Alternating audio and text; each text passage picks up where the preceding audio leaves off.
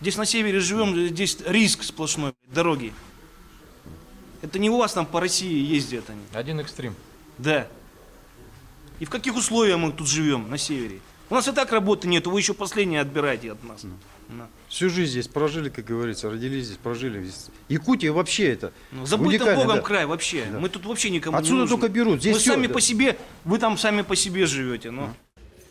Вот так, через объектив телекамеры, алданские водители-дальнобойщики напрямую выражают свое негодование правительству страны за введение платы за проезд большегрузных автомобилей по федеральным трассам. С 15 ноября этого года за 1 километр пути водитель грузовика весом более 12 тонн должен был заплатить 3 рубля 75 копеек. Естественно, новые правила вызвали протест сначала в центре, потом по всей стране. Правительство России отреагировало незамедлительно, введя льготный период взимания платы с большегрузов.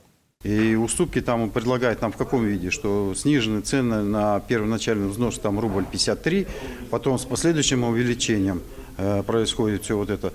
Но опять же, как же можно снимать со всех одинаково рубль 53 даже вот в этом плане, когда есть какие-то категории дорог, которые происходят, я так думаю, что надо отталкиваться хотя бы от них.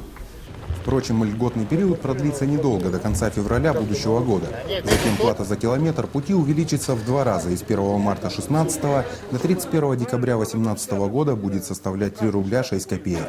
Данный факт также не устраивает алданских водителей. Они готовят обращение на правительство страны и собирают подписи. Значит, собрали по Якутии подписи мы, дальнобойщики. С улусов отдаленных прислали нам. Беркакит, Приморье, ребята подписались протестом по именно введению платных дорог. Протестного письма местные дальнобойщики в ближайшее время планируют провести масштабную акцию. И если их не услышат, меры обещают кардинальные. Перекрывать дороги будем, да и все. Вообще груза, чтобы сюда не поступали. И железку еще перекрыть эту. Алдан и Нерюнгри являются южными воротами для завоза грузов в северные районы и столицу республики. Если хоть на время закрыть эти ворота большегрузными фурами, то сложно представить, какие это вызовет социально-экономические последствия. Руслан Павлов, Дмитрий Заливин, НВК «Саха», Алдан.